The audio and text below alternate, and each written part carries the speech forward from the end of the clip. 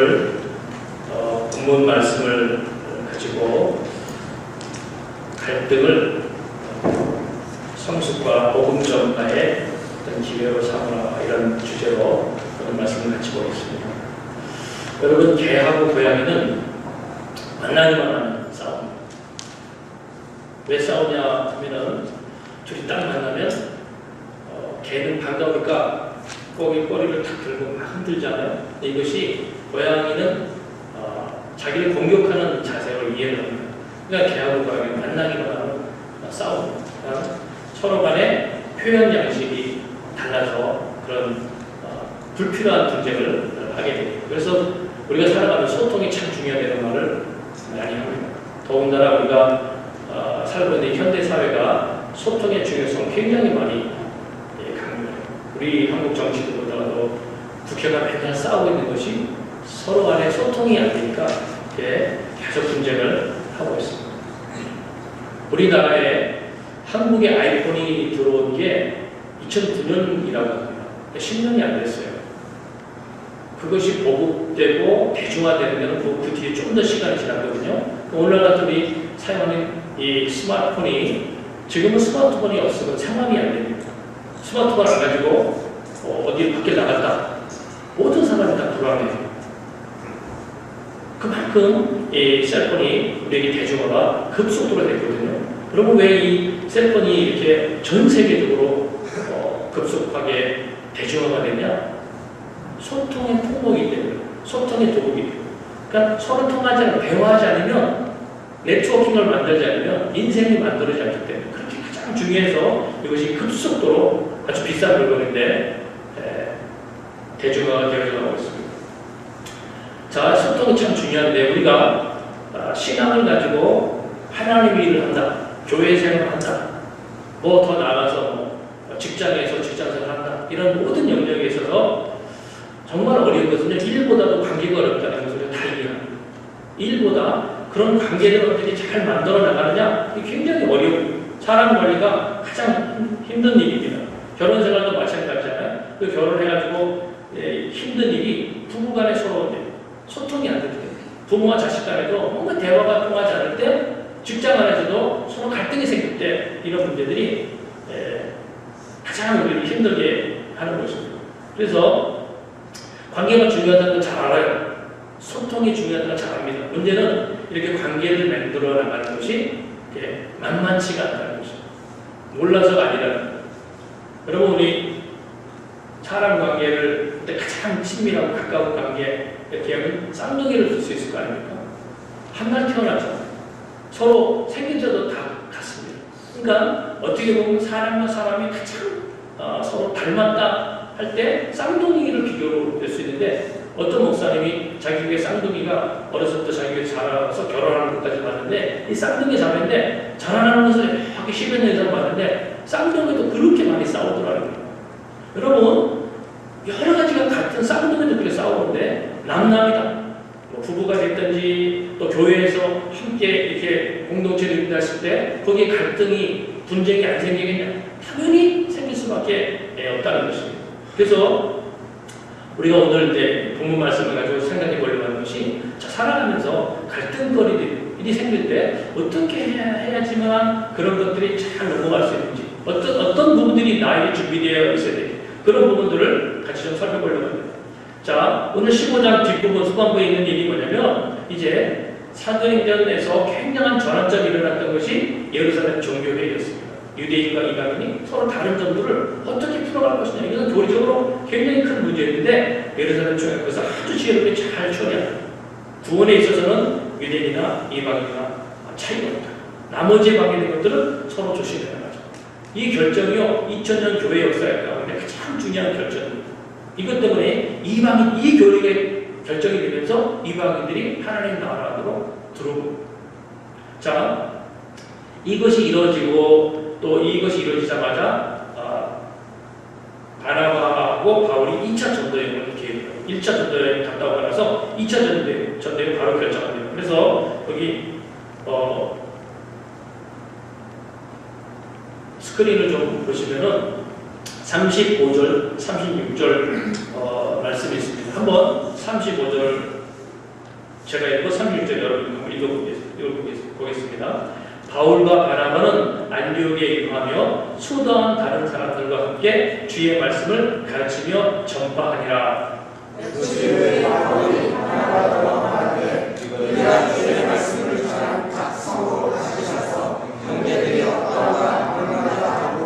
네, 거기 보니까 2차 전도여행을 마치고 나서 이제 바울이 2차 전도여행을 제안하는 거예요.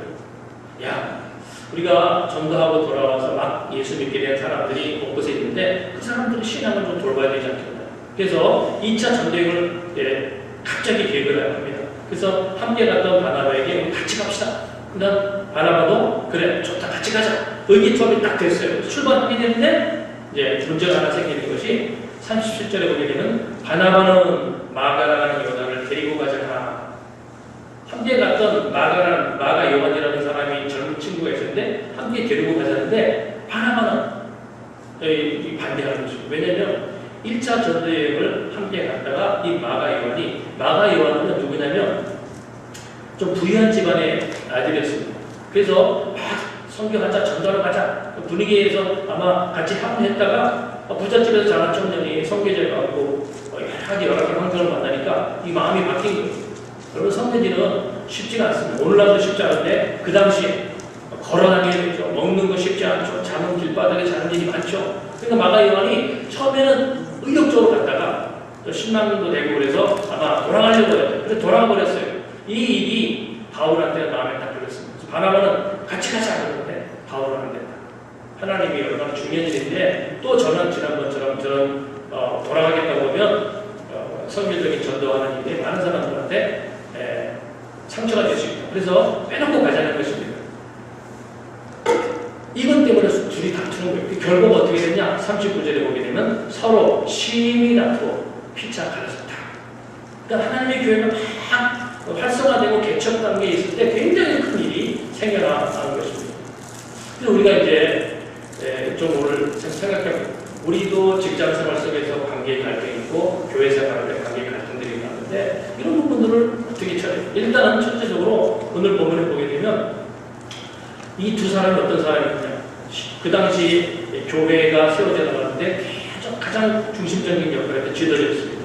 그리고 바나바라는 사람은 어떤 사람이냐? 바나바라는 사람은 그 이름의 뜻이 위로의 아들이라는 그런 뜻입니다. 그러니까 바나바는 성품 자체가 참 사람들을 잘 케어하고 사람 위주의 인품하는 개런티가 되는 그런 사람이에요. 그러니까 이 바나바는 모든 예루살렘의 제자들도 바울을 다 싫어했어요. 예수 믿었다고 듣긴 했지만 옛날에 과거적인 어떤 일들을 알고 있기 때문에 바울하고 교제를 안 했어요. 굉장히 오랫동안 교제를 안 했어요. 근데 바나바가 그 당들이 다 기피하는 바울을 불러서 우리 하나님 여기서 같이 살아가자. 그래서 바울을 부른 사람도 바나바입니다. 그리고 오늘 본문에도 보게 되면 바나바는 마가 요한이 지난번에 그런 실수가 있었지만 그래도 한번 데리고 가자. 사람이 실수하는 것인데 이번에 한번 잘할 수 있지 않느냐. 사람 키워야 되는 거 아니야. 그러니까 바나바는 피스메이커였어요. 그런데 바울은 어떤 사람입니까? 바울은 사역 지향적인 사람입니다.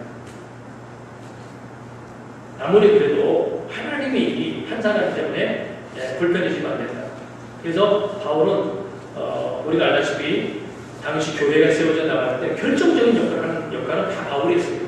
오늘 본문에 바울이 2차 여행을 하고 3차 전도여행을 하는 모든 것들도 시작을 누가 바울이 바나바한테 같이 갑시다. 그래서 유럽 지역에 교회들이 다 세워졌습니다. 그리고 이 사람은 성경적인 통찰력도 굉장했잖아요. 신약 성경의 3분의 1이 사도 바울에 의해서 기록이 됩니다. 자, 이렇게 대단히 지도자 역할을 했던 사람인데도 불구하고 오늘 본문에는 이런 어떤 충돌이 일어났었습니다. 아주 충돌이 심해서 39절에 보게 되면 아예 이제 서로 헤어진 것 같아요. 사역을 하긴 하지만 서로 팀이 나눠져서 각자 갈 길로 가는 모습들이 기록이 되어 있습니다. 오늘 이런 모습을 보면서 첫째로 생각해 보려고 하거든요. 성경에 왜 이런 말을 써놨을까? 어떻게 보게 되면 이런 좀 불편한 일은 교회의 연약한 문제니까 그 연약한 부분들을 감추어뒀으면 하는 그 감추어두고 다른 부분만 써도 되는데 하나님은 누가를 통해서 이런 모든 스토리, 연약한 실수했던 스토리를 다 써놓는 것입니다. 그러면 이 말씀 하나하나가 저와 여러분들에게 필요한 것입니다. 교회라고 하는 것은 항상 연약한 사람들이 모여있다는 것을 우리가 좀 이해해야 돼요. 그래서 교회 다니다가 실족했다, 교회 다니다가 시험 들었다 이런 표현은 다 미숙한 표현입니다. 원래 교회라는 것이 죄인들이 병원에 갔는데 환자가 너무 많아서 내가 시험 들었어. 그런 사람은 없잖아요. 원래 병원은 병자를 고치는 곳이기 때문에 병자들이 많이 모여있습니다. 교회도 마찬가지예요. 자신이 인격적인 문제나 영적인 문제나 죄의 문제나 뭔가 자기 문제점을 느끼는 사람들이 교회로 오게 됩니다. 그러니까 교회는 불완전한 사람이 있을 수밖에 없어요. 나와 성향이 다른 사람이 있을 수밖에 없습니다. 그럼 같이 어울리다 보면 당연히 갈등과 문제가 생기는 게 당연한 일이죠. 오늘 본문에 바나바와 바울 같은 사람도 서로 갈등이 생기고 부딪혔는데 이런 부딪힘은 당연한 일입니다. 그래서 교회에 어떤 문제점이 생기고 또 내 눈에 차지하는 어떤 사람들이 보일 때 그것 때문에 넘어지는 것은 지는 거예요. 내가 지는 것입니다.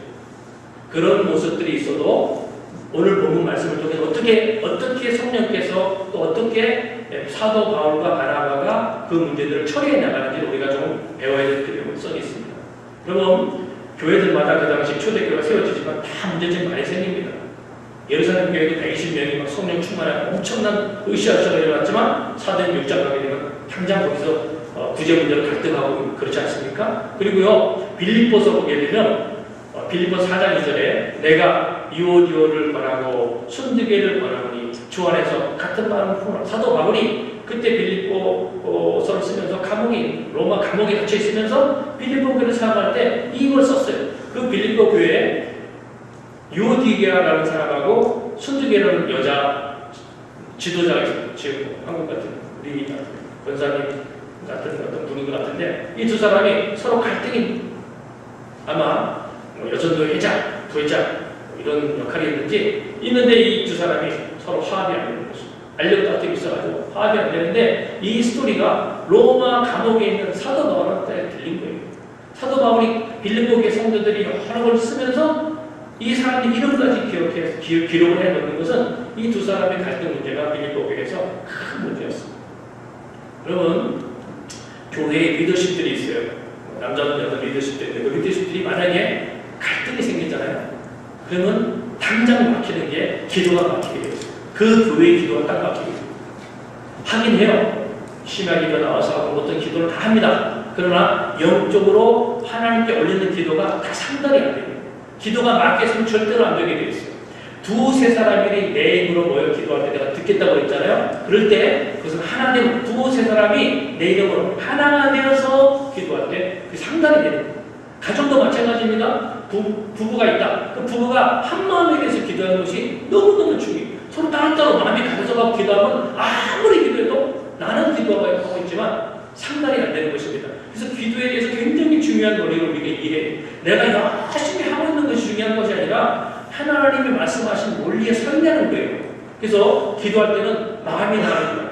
항상 같이 기도하는 사람들이 있다. 그럼 그 사람들이 서로 한 마음이 되는 것이 굉장히 중요합니다. 불편한 일이 있다. 표현은 안 하지만 마음이 나눠져 있다. 그런 상태에서는 영적 화합이 안 됩니다. 하나님 나라의 속성, 하나님 나라의 질서가 뭐냐? 하나의 삼위일체. 하나님도 삼위가 한 분으로 존재한다고 하나님에 대해서 존재 자체를 그렇게 설명하고 있습니다. 예수님께서 이 땅에 오셔서 마지막으로 세상을 떠나시기 전에 요한복음 17장에 기도하는 걸 가만히 보세요. 예수님 이제 곧 십자가 지고 세상을 떠납니다. 그 떠날 때 17장 전체 기도의 제목은 하나님 아버지께 기도, 아버지 내가 아버지 하나님 같이 이제 남아있는 저들이 주 안에서 하나가 되게 하옵소서. 하나 되면 그렇게 기도합니다. 왜? 하나님의 나라의 속성, 하나님의 나라의 파워의 능력이 어디서 나오냐? 하나 되면서 나오는 것이죠. 하나만 되면 하나님의 능력이 나고 하나님의 역사가 나타나는 거예요. 마귀가 이런 것들 얼마나 많이 강해요. 그래서 분쟁 상태에 있는 가정, 분쟁 상태에 있어서 뭔가 화합이 안 되어 있는 상태로 만나서 예배드리고 기도하고 악수하고 실사 다 해요. 그러나 압니다. 둘이 하나가 안 됩니다. 이 상태는 하나님 나라의 역사를 만들어낼 수가 없습니다. 복음은 전과 역사가 잘 일어나지 않는 것입니다. 그래서 정말 중요한 것이 영적으로 하나됨을 만들어 나가는 것이 굉장히 중요합니다. 그리고 때로는 이렇게 의견이 다르고 생각이 다르고 또 입장이 다르고 이런 것이 있어서 갈등이 막 좀 일어나는 것을 보더라도 다듬어 가는 과정에 대해 비교해 하고 교회 갔더니 서로 막 싸우고 있고 막 이러고 있다. 쫀쫀하다. 어떻게 뭐 저러고 있냐. 그렇게 접근할 것이 아니라 하나님이 다 만들어 나가시는 과정입니다. 그래서 그런 입장을 가지고 병원에도 환자 보듯이 우리 교회도 저런 사람들이 치유받기에서 왔구나. 이런 입장을 이해해야 내가 사단에게 속지 않게 됩니다. 자, 그래서 오늘 보게 되면 어떻게 이제 이런 문제들이 풀어져가고 또 왜 다투는지를 한번 같이 좀 보도록 하겠습니다. 자, 여기 첫 번째로 보게 되면요. 안디옥 교회 지도자들이 다툰 이유가 뭐냐? 아까 얘기했지만 마가 의원이라는 사람 때문에 그랬죠. 근데 우리가 한번 생각해 보려고 하는 것이 함께 1차 전도여행에서 마가 의원이 어떤 실수를 했는지를 바나바도 보고 바울도 보고 다 보았습니다. 다 본 것에 대해서 지금 2차 전도여행을 출발했을 때 선택한 결정이 서로 정반대예요. 바울 생각하고 바나바 생각하고 정반대입니다. 똑같은 사람을 경험하고 똑같은 일을 겪었는데 왜 판단과 생각과 결정이 정반대냐는 거예요. 우리가 이런 부분을 조금 이해를 좀 해야 돼요. 여러분 똑같은 상황에서 서로 다른 결정이 나올 때는 이유가 뭐냐면 보는 관점이 달라서 그렇습니다. 똑같은 일을 경험했어요. 근데 다른 판단이 나오고 결정이 나온다. 보고 있는 관점이 다른 거예요. 다른 것을 보고 있습니다. 바나바는 뭘 보냐? 사람을 보는 바나바는. 사람을 보니까 지난번에 실수했어도 한 번 더 기회 주자 이런 결정이 나오는 것이고 바울은 사역 중심이다 보니까 하나님의 사역이 어떤 사람의 실수 때문에 제한받으면 안 된다. 신통제한 사람 데려갔다가 하나님 일에 방해를 어떻겠냐. 그래서 사역 중심으로 보다 보니까 안 되는 것입니다. 그래서 우리가 알아야 될 것들이 모든 사람은 둘로 딱 분류해보면 관계지향적인 사람이 있고 사람지향적인 사람이 있습니다. 사역지향적인 목적 중심입니다. 그래서 이런 것 때문에 어떤 일을 처리해 나갈 때 서로 다른 관점으로 결정이 될 때가 있습니다. 그래서 여러분 생각해 보세요. 오늘 이 상황에서 여러분 상황이라면 바나바 쪽이 좋습니까? 바울 쪽이 좋습니까? 어느 쪽이 더 좋은 것 같아요? 한 가지만 드세요. 예수님이라면 이 상황에서 어느 쪽을 더 원하셨을 것 같아요?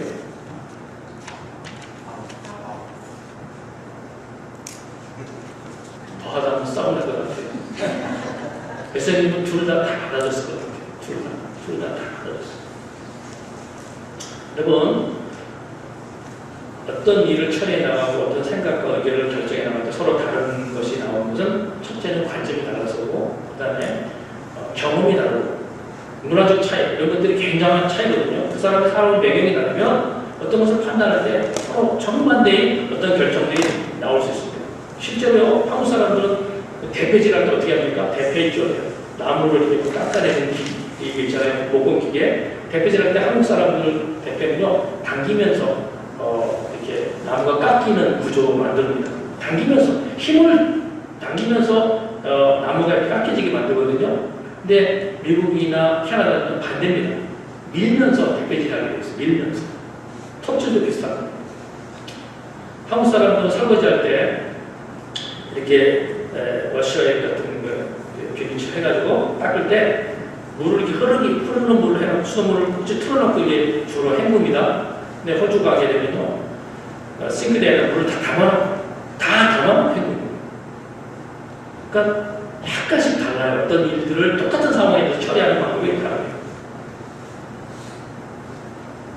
또 그것뿐만이 아니라 나이 차도 굉장히 많이 차요. 어느 교회에 갔더니 젊은 친구가 예배 시간에 모자를 쓰고 있는 거예요.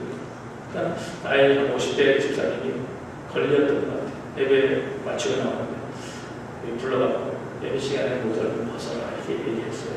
그랬더니 그 청년이 집사님은 예배 드릴 때 안경 쓰고 하면서 왜 나한테 모자 벗으라고 그래요? 이렇게 말을 하더래요.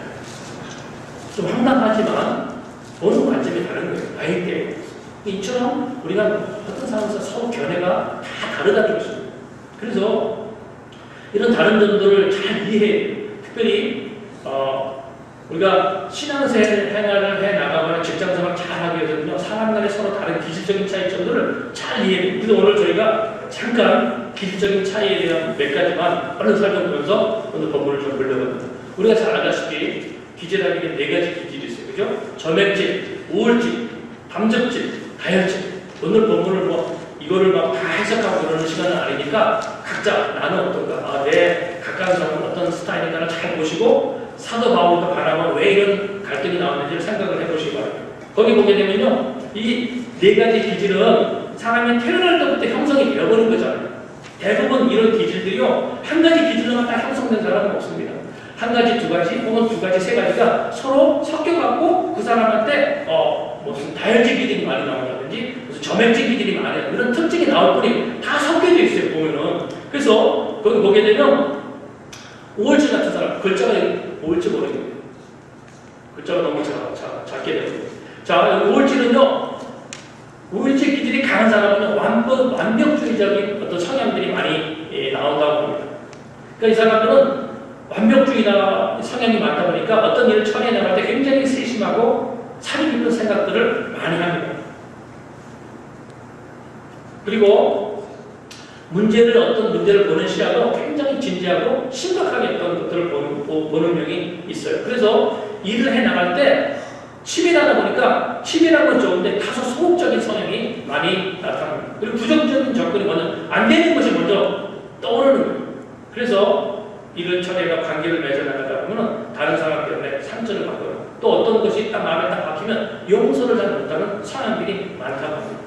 그러니까 이런 분들은요, 어떤 공부를 깊이 파고 이런 것들은 잘 맞는데 또 이제 단점은 인간관계 형성하는 데는 약간 단점이 있을 수 있습니다.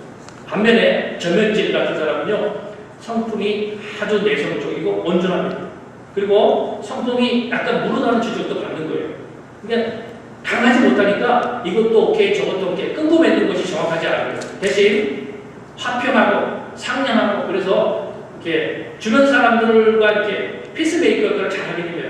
오늘 본문에 나오는 이 바나바 같은 사람이 이 점액질 기질의 사람인 것 같아요. 그래서 실수했지만 그 사람은 그냥 딱 쳐내지 못하고 이렇게 품어나가는 것입니다.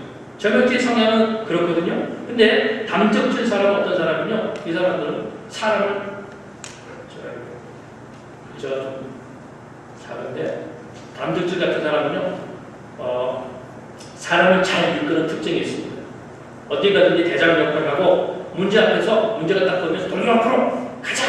이런 성향의 태도를 많이 취해서 추진력이 좋습니다. 앞에 무슨 장애물이 있어도 문제 안 된다, 가자! 이런 어떤 태도가 많이 나오는 성향이 담적질의 성향입니다. 그리고 옳은 말들 항상 많이 하다 보니까 주변 사람들로부터 이렇게 좀 이렇게 환영받지 못하는 그런 모습들이 종종 있을 수 있습니다. 오늘 본문에 나오는 바울 같은 사람이 담적질 성향입니다. 목표지향적입니다. 무슨 성교하다가 무슨 일이 생기거나 무슨 일이 어려운 일이 있거나 신경 쓰지 않고 우리가 목표를 세웠다 가자! 그래서 막 끌고 나가는 스타일. 이런 사람들은 이렇게 점액질 사람들처럼 이렇게 뭐 끊고 맺는 것이 잘 분명하지 않은 이런 바나바 같은 성향이 잘 안 맞는 것 같아요. 그래서 서로 오늘 본문에 바나바하고 바울이 그래서 아마 다툼이 일어나는 것이 아닌가. 그럼 바울 같은 사람은 마가이어도 못마땅해 하지 않습니까? 자, 이런 성향이 감정질이고 또 한 가지는 다혈질이 있습니다. 이 사람은 낙천질, 성향이 낙천질이고 말이 많아요. 항상 어디 가든지 항상 스트레스 안 받습니다. 어떤 상황이든지 딱 머리만 누울 수 있는 공간에 있으면 잠이 확 와버려요. 편하니까. 근데 이런 사람들은 성실성이 좀 부족한 면이 있다고 합니다. 그래서 항상 일을 잘 버려요. 뒷스스를 잘 보세요. 막 일을 살다가 문제가 생기면 배째 식으로 반응해요. 나 모르겠다. 근데 이런 성향이 이제 다혈질이라고 합니다. 그러니까 이런 네 가지 성향의 사람들에게 이렇게 있거든요. 그래서 이런 네 가지 성향이 있기 때문에 서로 맞지 않습니다. 그리고 하나님이 이렇게 사람을 이런 모습으로 다양하게 지어 놓으셨다는 거예요.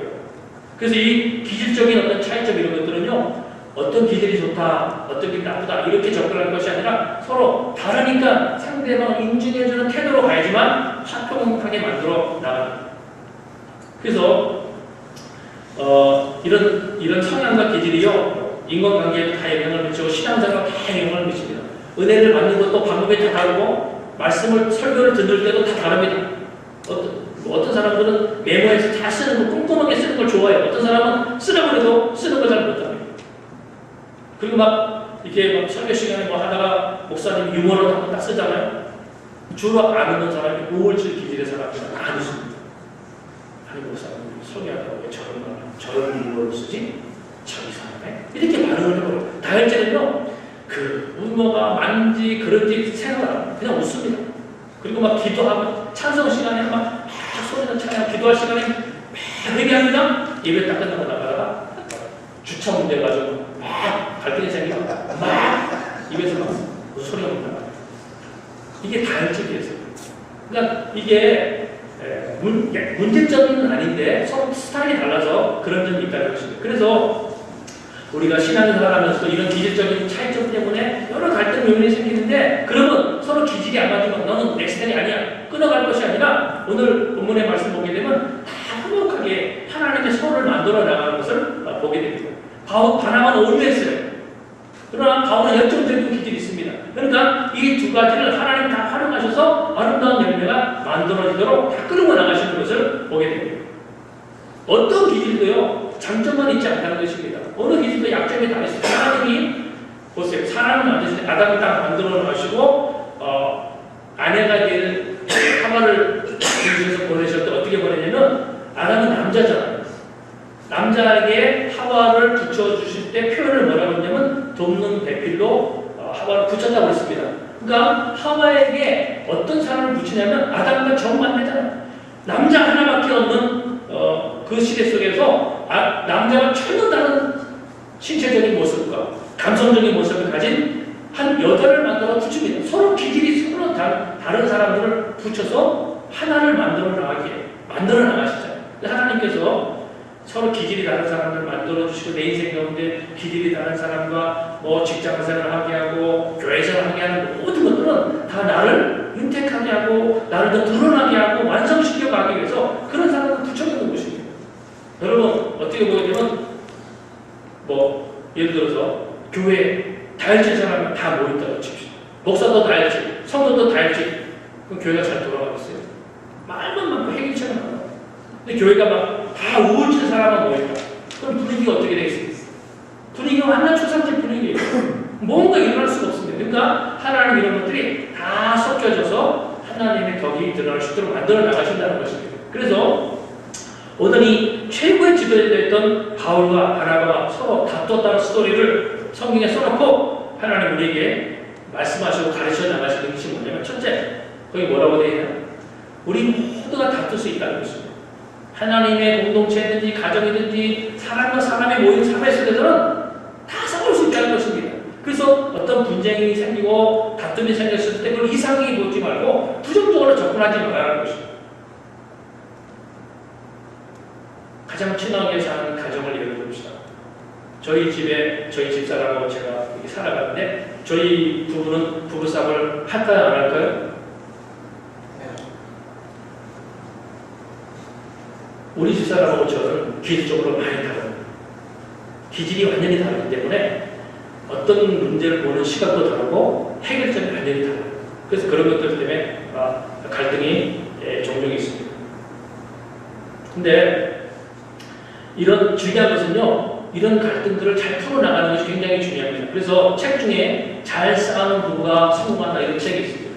잘 싸우는 부부가 성공한다는 것입니다. 안 싸우는 부부가 성공하는 것이 안 싸우고 있다는 것은 뭔가 한 사람이 참고 있다는 것입니다. 그래서 결정적인 데 문제가 일어날 수 있다는 거예요. 특별히 오늘 현대사회는요, 다 자기 중심성이 강한 시대를 살아요. 다 자존심이 강해요. 그리고 오늘날 사회는요, 남자든 여자든 다 공부를 많이 합니다. 공부를 많이 하다 보니까 상대방이 뭘 실수하는 것에 대해서 보는 판단력이 예리합니다. 그러니까 문제점을 자꾸 잘 지적해요. 그러니까 현대사회의 가정은 부부싸움 없이는 가정생활이 안 된다는 거예요. 그래서 싸우지 않는 가정을 만들기보다는 어떤 싸움과 갈등 요인이 생겼을 때 그걸 잘 풀어나가자는 거예요. 우리 부부가 왜 싸우지? 우리가 싸우는 이유가 뭔지? 이런 것들 잘 보게 되면 얼마든지 그런 부분들을 풀어나갈 수 있다는 것입니다. 그래서 교회 생활할 때도 교회 리더가 되려는 사람들은 반드시 사람을 이해하는 공부를 해요. 기도 평신도 때나 혹은 처신자 때는요 서로 갈등 없이 잘 지낼 수 있습니다. 그러나 점점 그 사람의 직급이 높아지잖아요. 중요한 교회적인 어떤 결정들을 해야 될 위치에 딱 올라오게 되면 서로 견해가 다르게 나올 수 있어요. 기질적인 여러 가지 신앙적인 또 살아온 문화적인 이게 다르기 때문에 그때 충돌이 일어나면 이런 부분들을 잘못 다루게 되면 오히려 중직을 맡았다가 교회 생활하다 실족하고 넘어지는 경우들이 상당히 많이 생깁니다. 그래서 교회 리더가 되는 사람들은 성경만 잘 알면서 기도만 잘하고 되는 것이 아니라 이제는 사람에 대한 공부도 많이 해요. 기질적으로 어떤 차이가 있는지 사람들을 잘 보고 이런 것들을 잘 이해해야지만 그 사람을 포용하고 어떤 문제를 잘 풀어나갈 수 있고 화평을 만들어 나갈 수가 있다는 것입니다. 이게 잘 안 되면 결국은 문제가 생기고 상처를 주고받는 이런 일들이 생기게 될 수밖에 없습니다. 자, 그리고 또 하나 오늘 본문 말씀 보게 되면서 이 두 사람들이 싸우는 이유가 뭐라고 그랬냐면 여러분 바울과 바나바가 지금 다투는 원인이 본질적인 것 갖고 싸우냐 왜 뭐 갖고 싸웠어요? 마가 요한을 데리고 가냐 마냐 그런 거 갖고 싸우거든요. 그건 본질이 아니잖아요. 지금 하나님의 나라의 복음을 전파하면서 가자 이게 본질인데 한 사람을 데리고 가냐 마냐는 아주 완전히 비본질적인 거죠. 윤리 문제도 아니고 교리적인 문제도 아닌데 누구를 데리고 가냐 데리고 가지 마냐 본질적이지 않은 문제를 가지고 서로 갈등을 하게 됩니다. 대부분 우리가 교회 생활할 때나 가정 생활할 때나 또 문제가 생기는 모든 요인들은요 본질적인 것 갖고 싸우지 않습니다. 교회가 어떤 신문지상의 교리적인 어떤 문제점으로 어느 교회가 싸웠다 그런 일 별로 없어요. 다 비본질적인 은퇴하신 목사님, 장로님에 대한 대우 문제라든지 또 원로 목사, 담임 목사의 승계 문제가 생긴다든지 이런 어떤 본질적이지 않은 문제 가지고 자꾸 싸움이 일어나게 되는 것입니다. 가정도 마찬가지잖아요. 가정에 부부싸움을 많이 한다. 본질적이지 않은 것 갖고 많이 싸워요. 저희 집 같은 경우는 주로 음식 문제, 반찬 문제. 반찬이 작다, 맵다. 왜 김치찌개가 매번 맛이 다르냐? 저희 집사람 혼자 해먹어라. 못할 줄 아냐? 본질이 아니잖아. 그런 것 갖고 싸우는 거예요. 그래서 가정도 마찬가지고 교회도 마찬가지고 결정적인 문제, 분쟁이 생길 때는 항상 본질이 아닌 것 가지고 싸움이 일어나는 걸 하셔야 돼요. 본질이 아닌 문제에 대해서는요 그것 갖고 끝까지 가는 것은 어리석은 자기가 속는 것이고 자기가 손해를 보는 것입니다. 그래서 이런 문제들이 있을 때는요 항상 뒤로 물러주는 것이고 상대방을 조금 이해하는 시간은 좀 필요한 것입니다. 왜 저럴까? 또 저 사람의 입장에서 한번 서서 그 문제를 한번 봐보는 거예요. 그러면 우리 안에 이해가 생기고 하나님의 성령께서 그 사람 마음도 움직이고 내 마음도 움직여서 화평하게 그 문제가 처리되어 나갈 수 있도록 하나님 다 끌고 나가십니다. 오늘 본문에 바울과 바나바는 이 당시에 뭔가 약간 문제가 있었는지 서로 이제 갈라졌는데 갈라지는 건 좋지 않아요. 사실은 바나바 말도 옳고 지난번 실수했지만 이번에 데려가서 옳은 말이잖아요. 또 잘못됐으니까 또 바울이 말한 거 문제 생기니까 또 하나님 나라에 문제 생기니까 일이 생기니까 오늘은 이번엔 데려가지 말고 3차는 데려가자. 바울이 그러면 그게 문제입니까? 아주 지혜롭게 풀어갈 수 있는데 그 당시에는 그 문제가 파악이 잘 안 됐었습니다. 그래서 항상 분쟁은 본질적이지 않은 것 같고 생긴다는 것입니다. 그것 때문에 결정적인 극단으로 가지 않도록 자기 자신을 잘 돌아보는 훈련이 필요하다. 문제가 생긴다. 만약에 어떤 일이 갈등이 생겼어요. 그러면 하나님이 나에게 속도를 조절하라고 보라는구나 이렇게 이해하면 돼요. 지금 내가 너무 급하구나. 조금 더 천천히 해라. 속도 조절하면 시간이 되면 모든 상황이 다 풀어져라. 앞으로 이제 결혼을 해야 될 사람들도 있지만 결혼할 사람들도 다른 준비보다도 사람을 이해하는 배우자, 남자는 여자는 남자를 이해하는 것들을 많이 공부를 해야 돼요. 일생을 함께 살 사람인데 다른 준비 다 해놓고 상대방을 나와 성이 다른 어떤 대상을 이해하는 공부를 하지 않으면 가정생활에 혀는 갈등이 날 수밖에 없습니다. 결혼생활에 나가면서 왜 당신은 나와 다르냐 이런 식으로 접근하기는 가정이 만들어지지 않아요. 어차피 서로 다른 문화권 속에서 자라났기 때문에 상대방을 이해하자는 마음으로 자꾸 공부하는 과정들이 우리에게 필요합니다. 자, 교회 생활할 때도 사람을 배우는 훈련이 더 필요하다. 함부로 판단하거나 정지하지 않는 훈련을 안 해봐야 돼요. 굉장히 중요해요. 이 부분을 소홀히다가 결정적으로 시험해야 됩니다. 자, 세 번째 오늘 본문 말씀을 가지고 하나님이 왜 이런 내용을 아름답지 못한 모습을 써놨느냐? 다투더라도 아름답게 헤어지는 법을 배우라는 거예요. 우리가 헤어지지 않으면 좋지만요, 가끔은 헤어지는 상황들이 올 수도 있습니다. 근데 우리가 알아야 될 것들이 어떤 사람의 인격을 돌아볼 때 뭐로 주로 판단하냐면 끝을 보면 인간관계의 끝을 맺어나가는 과정을 보게 되면 잘 알 수 있습니다. 그래서 여기 파워포인트에도 써놨지만 사람의 됨됨이를 볼 때 그 사람이 지나간 자리가 아름다워야 된다 이런 말이 있어요. 그 사람이 어느 직장이든지 또 어느 교회 어느 기관이든지 이렇게 있었다. 근데 그 사람이 잠깐 있다가 이제 지나가잖아요. 그 사람이 지나간 자리가 늘 좋은 소식이 들리고 좋은 소리가 나요. 근데 어떤 사람이 한번 스쳐 지나간 자리에 항상 불협화음이 생기고 그 사람이 떠나간다면 그 사람의 비난 또 떠나간 그 사람이 나를 비난하는 이런 일이 많이 생기는 지나간 자리가 아름답잖아요. 인격적으로 뭔가 문제가 있는 것이죠. 수정되어야 될 부분이 있다는 것입니다. 그래서 항상 우리 스스로 이민을 와서 살아나가잖아요. 새롭게 인간관계가 형성되지 않습니까? 그러면 내가 어울렸던 사람이 있어요. 어느 시간 동안에 직장이든지 뭘로. 그러면 내가 머물렀던 그 지나간 자리가 항상 좋은 자리로 남는 이런 모습들을 많이 남겨요. 진짜 지나간 데마다 다 그 사람 어때 그러는 데마다 다 부정적인 평가가 나오면 안 되잖아요. 그 내 문제.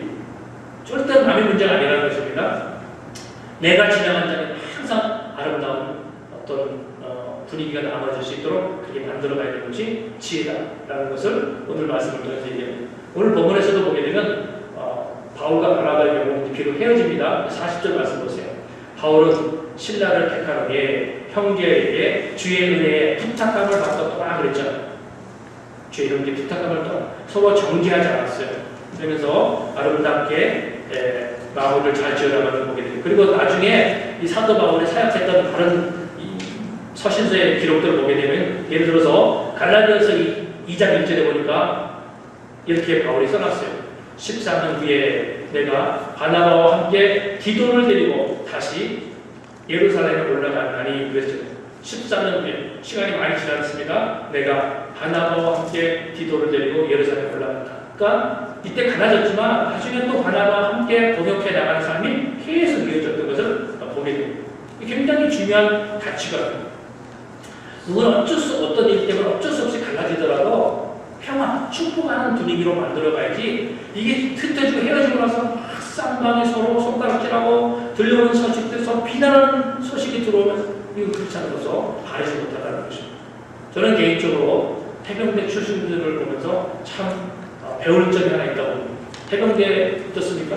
이분들은 20대 한 번, 2년, 3년 같이 군대 생활 해병대 했다는 그 하나의 공통점 가지고 한면 해병, 영원한 해병 그런 모토를 만들어가지고 이분들은요 이민 지역에 어딜 가더라도 해병 정예 모임이 있습니다. 그분들이 해병대를 졸업하고 나서 제대하고 나서 20년, 30년 지나잖아요. 그러면 사회적 신분도 다르고 성향도 다르고 다 달라져 있어요. 그런데 어느 곳이 이민을 가도 해병 정예가 다 있습니다. 위니펙에 알아보니까 위니펙은 없어요. 숫자가 적어서 위니펙 없는 것 같아요. 근데 큰 도시에 가게 되면 다 해병 전유회가 있어가지고 이민사회 어떤 것들을 돕는 이런 일들을 다 해가고 있습니다. 생각을 해보세요. 2, 3년 함께 군대 생활했던 그 결속이 강하니까 예수 믿는 사람들이 믿음 때문에 가지고 있는 결속이 더 강해요. 당연히 우리는 예수 믿고 이 세상에서만 끝이 아니라 하나님 나라에 가게 되면 하나님 나라가 다시 만날 관계잖아요. 그러니까 얼마나 결속력이 강해야 됩니까? 근데 그런 사람들 가운데 한 번 왼수는 영원한 왼수다. 이런 식으로 사랑하는 사람들이 있어요. 한 번 왼수는 하얀만 쳐다도 보지 않으려고 하고 입도 뻥긋 안 하려고 이거는 우리가 수정되어야 될 자세입니다. 마음은 좀 불편할지라도 축복이죠. 그리고 내 기질적인 어떤 자의점이 있어서 생겨난 문제이기 때문에 상대방을 이해해주고 좀 부딪혔다 그러면 뭔가 내가 약점이 있고 나에도 문제가 있었기 때문에 부딪힌 거 아닙니까? 그래서 상대방을 존중해주는 이 입장을 자꾸 홀려내가면 우리를 통해서 하나님의 나라가 하나 세워줄 수 있습니다. 혹시라도 2019년을 지나면서 뭔가 관계에 있어서 불편했던 지나온 흔적들이 있다 하면요, 잘 기억해 주세요. 그리고 기도할 때마다 그분을 이제 나도 회개하고 그분을 축복하고 피해가 되는 연말을 맞이해서 작은 카드를 보냈는지 선물을 보냈는지 해서 화목의 관계들로 기회들을 자꾸 써나갔어요. 그러면 하나님이 굉장히 큰 역사들을 만들어 나가십니다. 그리고 네 번째로는 여기 보게 되면 왜 이런 화목을 만들어 나가야 되느냐? 사단에게 틈을 주지 않기 위해서 그렇습니다. 여러분, 사단은 어떤 존재냐? 분리시키는 존재. 사단이라는 자체, 악이라는 자체가 사이를 가라는 존재입니다. 그러니까 우리가 어떤 갈등 요인이 생길 수 있습니다. 가정도, 교회도, 직장에서도. 근데 내가 그 분리된 모습, 뭔가 갈등이 생긴 부분들을 지혜롭게 처리하지 않으면, 빨리 풀지 않으면 거기에 마귀가 와서 딱 자리를 잡아요. 자리가 딱 잡히면요, 영원히 화합될 수 없는 관계를 탁 세팅을 해버립니다. 화합이 안 돼요. 그래서 굉장히 조심해야 됩니다. 내 안에 내 인간관계 속에 그런 것이 만들어지잖아요. 얼마나 마이너스가 많아요. 일단 기도가 상당 안 되니까 하나님부터 받을 기회를 다 놓치게 된다는 것입니다. 마귀가 와서 자리를 잡아버리니까. 특별히 저나 여러분들이나 한국 사람들이잖아요. 한국 사람들은 감성적 성향이 높은 민족입니다. 좋은 말로 하면 감성적인 성향이 높아서 뭔가 한번 우리 한번 해보자. 그러면 확 뭉치는 것은 강합니다. 2002년 월드컵 때 축구 응원하는데 막 전 국민이 다 하나가 되잖아요. 전 세계가 깜짝 놀랐잖아요. 이거 보고. 저 사람들, 저분들이 대단하다. 근데 한국 사람들한테 약점이 있어요.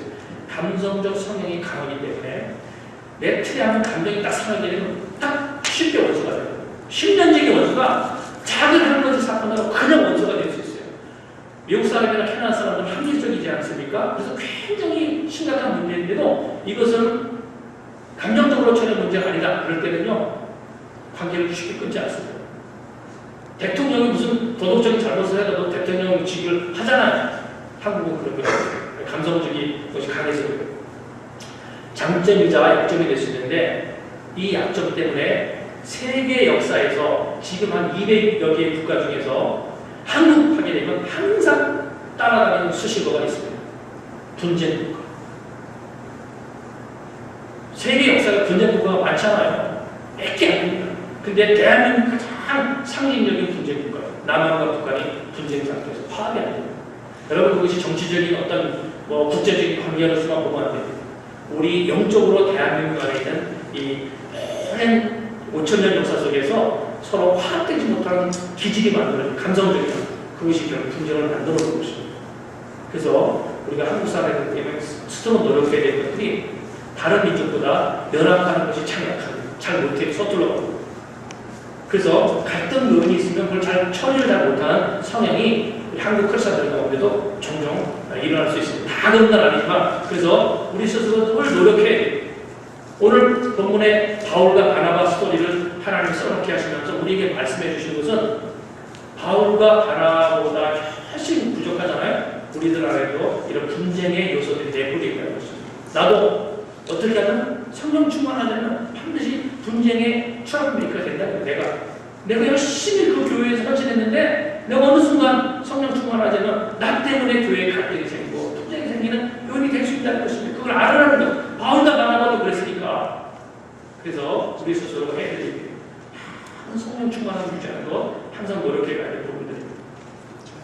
어떤 이슈가 생기더라도 항상 하세요. 감성적 대우보다 영적인 대우를 하라는 거예요. 감성적 대우는 뭐냐? 내가 상처받았잖아요. 그러니까 아무리 상대가 오르마를 하더라도 다 안 받아들이는 이게 감성적 대우. 그럼 영적 대우이 뭡니까? 영적 대우이 뭐냐면 이스라엘 백성들을 가나안 땅을 딱 들여보낼 때 하나님이 세 가지를 딱 요구하십니다. 여론서 비교했을 때 세 가지 요구했어요. 침묵, 연합, 순종. 말하지 마. 그리고 함께해요. 그리고 하나님 말씀에 순종해서 너희의 생각에 맞지 않더라도 가나안 그 여론서 동안 침묵. 순종, 세 가지 요건. 이거 딱 했더니 하나님 노력으로 무너뜨린 역사를 만들어주잖아요. 우리도 똑같습니다. 여러 가지 분쟁 용이 생길 때 감성적으로 반응하는 사람들이 있어요. 막 얼굴 새게 꺾이고 입이 팍 트고 설명하는 입술이 팍 트고 내 문제, 상대방의 문제가 아니라 그렇게 반응하는 감성적인 내 감성적인 부분이 말씀으로 통제가 안 되니까 그런 역사들이 일어나거든요. 그때는 영적인 반응을 해야 되고, 영적인 반응은 뭐냐? 감성적 반응은요, 마음의 분노가 차기 때문에 말로 나옵니다. 막 말을 해요. 그래서 누가 이랬니, 저랬니, 어떤 문제가 있었니, 막 말을 하거든요. 이게 감성적 반응에 가장 들어가는 표현이에요. 막 이렇게 막 부정적인 말을 많이 하고, 영적인 반응은 거꾸로 침묵, 말하지 않는 그 기도하는 이 영적인 반응이에요. 모든 문제를 풀어나가면서요, 영적인 반응으로 해야지만 모든 문제가 풀려져 나가게 됩니다. 누구와 관계에 문제가 생기고 어떤 일이 생기더라도 크리스찬들의 해결 방법은요, 기도하는 거죠. 영적으로 가는 거죠. 얼마든지 어떤 문제도 다 풀어져 나갈 수 있다는 것이죠. 그 하나님이 이런 내용들을 우리에게 가르쳐 나가는 것이고, 마지막으로 다섯 번째가 뭐냐? 여러분 오늘 이 갈등이잖아요. 갈등 문제가 어떤 식으로 결론이 나는지를 성경에 써놨어요. 바울과 바나바의 갈등 문제가 어떻게 결론났냐? 40절, 41절 말씀 보게 되면요, 두 팀으로 나눠집니다. 그래서 갈등이 생겼지만 함께 나눠져서 복음전파 사역을 계속해 나갑니다. 그래서 바나바는 키프로 성쪽으로, 구보로 성쪽으로 가고, 바울은 그 위쪽 지역으로 직접 가서 복음전파 사역을 계속 해 나가게 됩니다. 그리고 바울과 바나바가 그럴 때는 신청하고 서로를 비난했냐? 그렇지 않아요. 서로가 다 바울, 바나바, 마가요한 성경을 보게 되면 이 세 사람이 전부 이 일 때문에 굉장히 성숙하는 기회가 만들어지는 것을 봐야 돼요. 바울도 이것 때문에 더 조심했고, 나중에 부딪히는, 인간과의 부딪힘이 줄어들고, 부딪혔던 바나바와 계속 동역하는 사역을 합니다. 그리고 나중에 바울이 이제 동역자인 바나바 잃었잖아요. 그래서 대신 누구를 선택하냐면 예루살렘 쪽에서 올라온, 예루살렘에서 유대인 문화를 가지고 있는 신라라는 사람을 자기가 자기 팀으로 부릅니다. 그래서 바울과 신라가 같이 이제 사역을 시작합니다. 2차, 3차 바울과 신라가 같이 사역을 하면서 하나님의 일에 제한이 되지 않도록 쫙 끌고, 지혜를 끌고 나갑니다. 바나바도 마찬가지죠. 바나바도 바울을 인정해주고 바울과 동역하는 일들을 잘 합니다. 바나바가 만약에 돌아다니면서 저 바울 저거 내가 키워놨더니 저거 못된졌다, 저 바울이 어떤 그런 일이 없어요. 바나바. 이 성품주의 같은 바나바가 끝까지 바울을 축복해주는 그런 관계를 유지합니다. 마가요는 어땠겠어요? 오늘 이 본문 사건을 겪을 때 가장 마음이 힘들었던 사람이 누구였겠어요? 여러분 이 사건이 일어나면서 가장 마음 힘든 사람은 누구였겠어요? 당연히 마가요한입니다. 젊은 자기 때문에 교회 지도자인 두 사람이 막 싸우고 편이 막 갈라지고 얼마나 마가요한이 힘들었겠어요. 그 마가요한이 일을 다 겪으면서 자기 스스로를 많이 성찰합니다. 여러분 신약 성경 중에 제일 먼저 쓰여진 성경이 어떤 성경입니까? 마가복음이에요. 그 마가복음을 이 사람이 썼어요. 가장 먼저 성경을 썼습니다. 성경을 이렇게까지 예수 그리스도를 다 썼다라는 것은요, 자기 스스로 내면을 많이 돌아봤고 예수님에 대한 것들을 계속 꾸준히 공부했다는 것입니다. 그리고 거기서 가장 먼저 성경에다 쓴 거예요. 아무도 안 써놨을 때 가장 먼저 마가복음이라는 서신을 썼습니다. 굉장히 하나님으로 충만하고 성숙되어 있다는 것을 우리가 보게 됩니다. 갈등이 생기고 분쟁이 생겼어요. 근데 결과가 보니까 아름답게 성도가 성숙해 나가는 것을 보게 됩니다. 우리가 종종 교회 생활하거나 이민 와서 생활하는 사람들 삶을 보게 되면 자주 보잖아요. 서로 부딪혔어요. 성숙하기보다는 더 옛날보다 더 못해지는 경우가 있어요. 교회 분쟁이 생기고 이 교회 있다 저 교회 가고 이런 일도 종종 생깁니다. 근데 그 사람의 신앙을 가만히 보게 되면 예전보다 훨씬 더 뒤떨어지는 걸 때가 많이 있습니다. 그리고 기도 열심히 했던 사람이 기도하고 성경 열심히 했던 사람이 성경하고 갈등 요인이 점점 퇴보의 요인으로 가버리는, 이게 자기가 지고 있는 것입니다. 오늘 본문에 나오는 바울, 바나바, 마가요 전체가 그 갈등이 성숙의 계기로 다 사용되어져 나가는 것을 보게 됩니다. 그래서 오늘 우리 이런 말씀을 묵상하게 되면서 개인적으로 여러분의 주변 인간관계 또 교회 생활을 잘 적어봤어요. 나는 어떻게 했는가? 주변과의 관계, 갈등에 대해서 어떻게 했는가? 나와 다른 성향에 대해서 나는 어떻게 했는가? 성향에 다른 것을 정죄하거나 피하지 마세요. 왜 세계 모든 사람이 다 좋아하는 것이 여행이에요. 여행을 왜 좋아해요? 모든 나라 민족 사람들이 다 하고 싶은 1순위에 들어가게 되는 것도 다 여행이에요. 여행을 왜 좋아합니까? 여행은 익숙하지 않은 사람, 익숙하지 않은 문화를 내가 접하는 거예요. 사람은 익숙하지 않은 문화와 익숙하지 않은 사람을 접할 때 자극을 받게 되어 있습니다.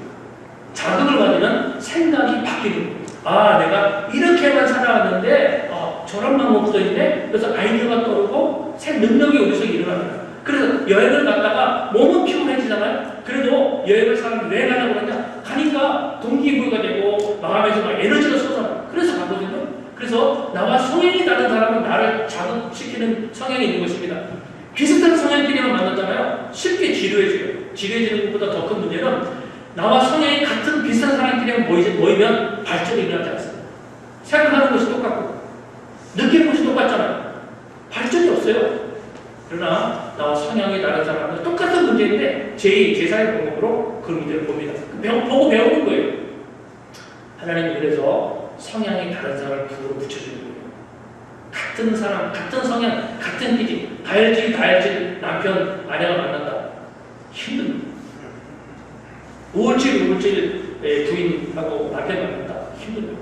하나님이 서로 다른 성향으로, 교회도 마찬가지예요. 서로 다른 성향으로 이렇게 만드셔서 움직여 나가요. 근데 막 저 사람 때문에 나 신앙생활 못하겠어. 저 사람이 이 교회에 있어서 나 교회 못하겠어. 너무나 어리석은 것입니다. 그 사람이 나에게 자극이 되고 그 사람이 나에게 도전이 되고 그 사람이 나에게 하나님의 복을 전달할 기회의 문을 열어줄 사람이 그 사람이 원수를 떼내지 말고 사랑하라. 이렇게 말씀하신 것입니다. 오늘 여러 가지 말씀을 나눴는데 각자가 자기의 삶에 맞는 것으로 잘 적용해 보시면서 2009년을 정리를 하시기 바랍니다. 우리 오늘 본문 말씀 가지고 한 1, 2분 동안만 자기의 삶에 포지션 가지고 함께 잠시 중보기도 하겠습니다.